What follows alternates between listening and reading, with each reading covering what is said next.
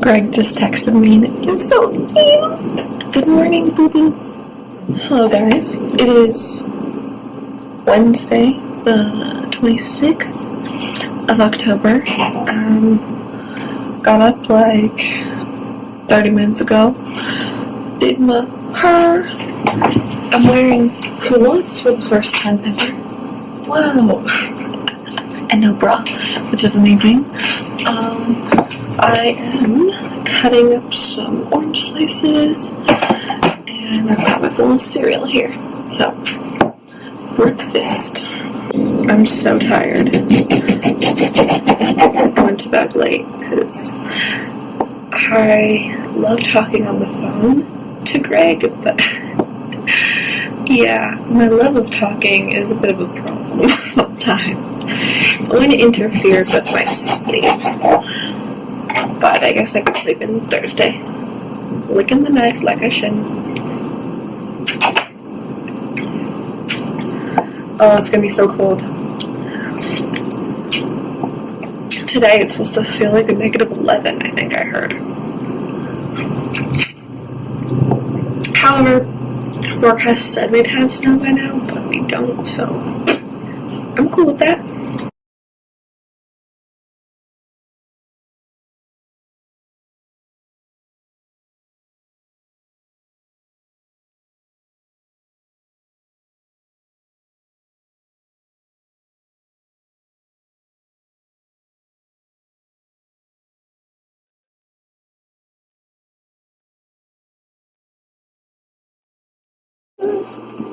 Yay, the lighting is nice. I need to look for bus schedules, so I'm gonna finish my breakfast, do that, and I'll see you on my way to the bus probably.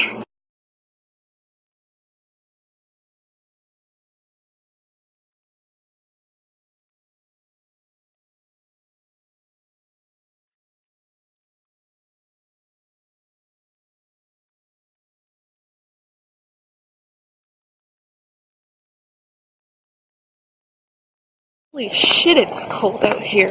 There's frost on the ground. I'm so glad I brought gloves. I have some layers, but shit, I could have brought my fucking winter coat. But oh well. I'm only like walking very little and I'm busing most of it, so should be fine. How are we doing for time? Yikes, maybe should pick up the fucking pace or I'm gonna miss this. Anyway, I'm walking on the way to my bus stop that'll take me to school for my 8:30 a.m. econ class. And then I have philosophy, which is pretty chill. And then I go home, basically. Eat, study. But I'm getting ahead of myself. So, I'll see you guys in a bit. I'm gonna try and catch this bus. If I don't, it's not the end of the world. Pretty sure there's another. So, see ya.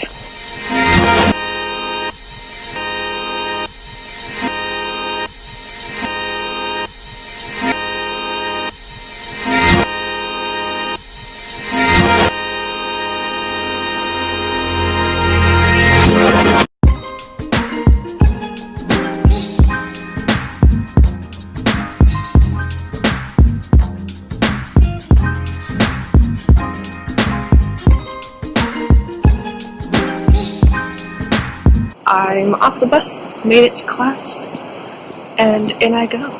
I'm kind of early, but better late than never.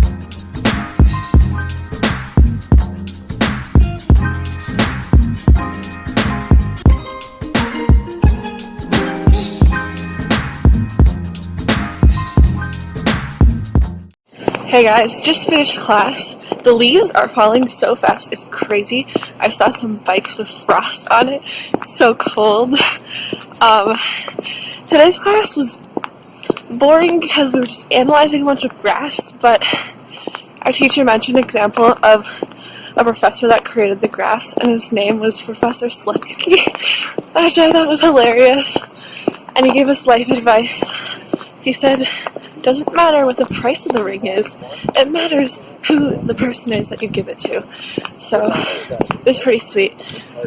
compared himself and his wife to his brother, I guess, and how apparently after 7 years they hate each other, and him and his wife have been married for 25 years and love each other. It was very sweet. But yeah, now I'm heading over to the building where my next class is in, and I'm just going to sit there and study for a while. So, see you later.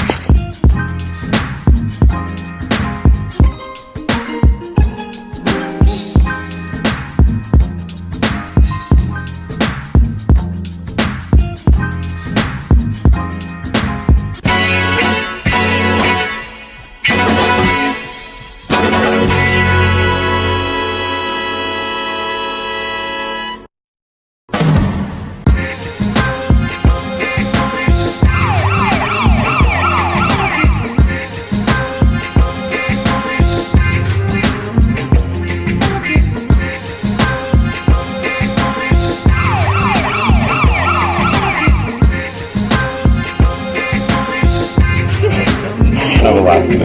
I have classes for you.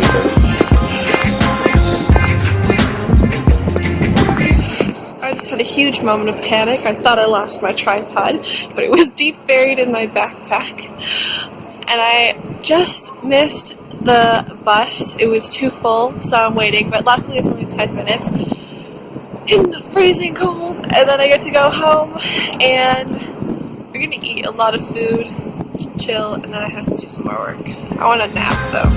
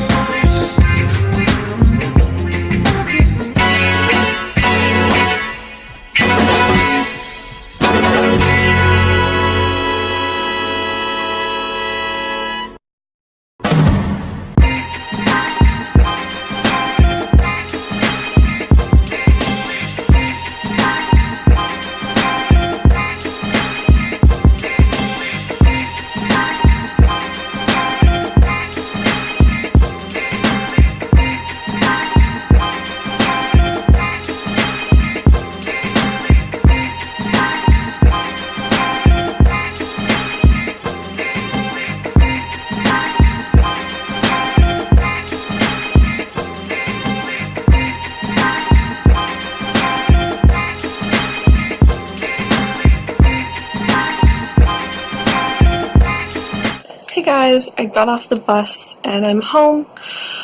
During class, I really realized today how much I like my professor because he's so accommodating and is gonna let us kind of draw, basically, the final exam. And there was a moment in class where somebody who was brave enough to really speak their mind and the truth and what everyone was feeling just said thank you. And slowly everyone began applauding the professor. And it was a really good, it was one of those moments where you had the feels, where people, there's so many times where we feel something and are thinking something that is often really positive, and we just never go out and verbalize that and let that person know how much their actions are appreciated. And I really liked that moment, and it made the class for me just, seeing those acts of how people can really come together and do something. Yeah, great moment. I narrowly missed the bus, but I got the one that came after, and yeah, home. Gonna eat some leftover pasta that I have with some diet cheese and pesto, then homework, and then Greg's coming over, so yes, super excited, seeing a bit flirting, a new lesson of communication with my landlord. He's a funny guy. I feel like some people would be kind of taken aback by him because he's just so forward and very honest, but it's a really good thing. Like whenever he'll always ask you, like, anything else we can do for you? Do you have any concerns? How can we make this experience better? And it's really important. Like, a lot of the time we're thinking things in our heads, but we don't verbalize them and we don't take action on them. And I think there's a really big difference between people that can identify problems and can see where improvements can be made, and then the people that actually put action behind their words. So I'm just feeling grateful for having such a communicative landlord, because good communication skills can be very sparse, and it also just pushes me to be more comfortable with communicating my needs and not feeling bad about it, because there's nothing wrong with expressing your opinions and your needs in a respectful way. If you don't do it, then you're left with regret. Have some pasta left over. My fridge is pretty full. Take a look, man. Got the Viennese, soy sauces, teriyaki sauces, sriracha, hummus, soy milk, pickles, so many juices. This is my pasta. Yeah. I've got homemade pesto and some fried cheese. And I think I'm gonna slice up a tomato. Sorry for the brief interruption of my fridge haul, basically. I was just talking to my landlord about the cultural differences between, he has found with past students, but between Asians and Caucasians. And it's just so funny, because I always noticed that there would be a huge pool of water on the counter beside the sink, and I never understood, like, how does water get from the sink until, like, all over the counter? And apparently, pretty much all of his Asian students that rented with him do the same thing. And I wonder, how do they do that? Do they just have really, really wet hands and they kind of drip it over the counter as they leave and they don't dry them? Or, yeah, I have no idea. So if any of you guys know the answer between that cultural difference, I'd love to hear. It's not like, I don't care that much. It's kind of annoying sometimes, but like, I just want to know how that happens, because I don't know how. Before Greg shows up, I'm just eating. But I want to tell you guys about this little game I played on the bus today on my way home from school. Basically, it was just, I was sitting there on the bus, just looking out the window. You know, I wasn't on my phone. I had my camera in hand for if I wanted to film, but I wasn't on my phone. And everywhere I looked, everyone was on their phone. People got on the bus with headphones in and their phone in hand and sat down and read into it. And something I've really wanted to start doing is to just talk to random strangers on the bus. But it's so hard to do that when everyone's on their devices. And so basically I just started taking little videos of people that were on their phones or had headphones in, just to highlight a point that everyone's so connected but also disconnected. We're connected with our own little bubble and with what we want to be connected with, but then we often feel so isolated and feel so alone. Yet we are alone amidst so many people. It's funny that I'm talking about this today because this week is Mental Health Awareness Week at my university, and I think it's really important to just notice those things. I tried to highlight the contrast between everyone on their devices and then there was me looking out the window and just taking the world in. And I think when we give ourselves those times to pause and just let our minds wander and really take in the world as it is,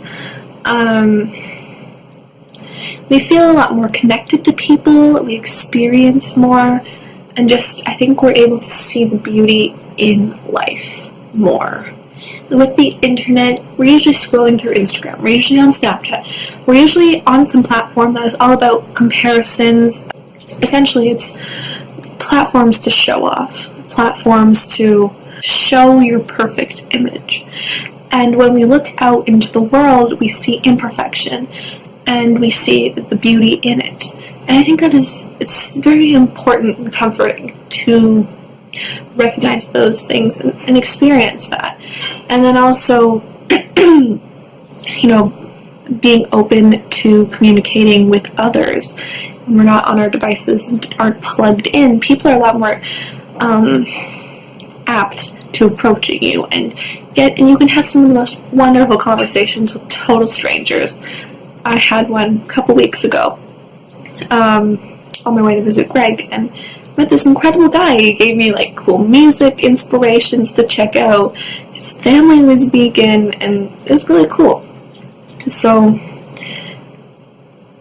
being more open to others will help you feel, I think, not as alone, and help you feel more okay with yourself, because all around you there is imperfection.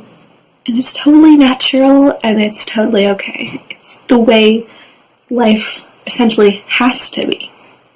So I just wanted to share that thought with you guys. I'm just basically going to be doing boring stuff.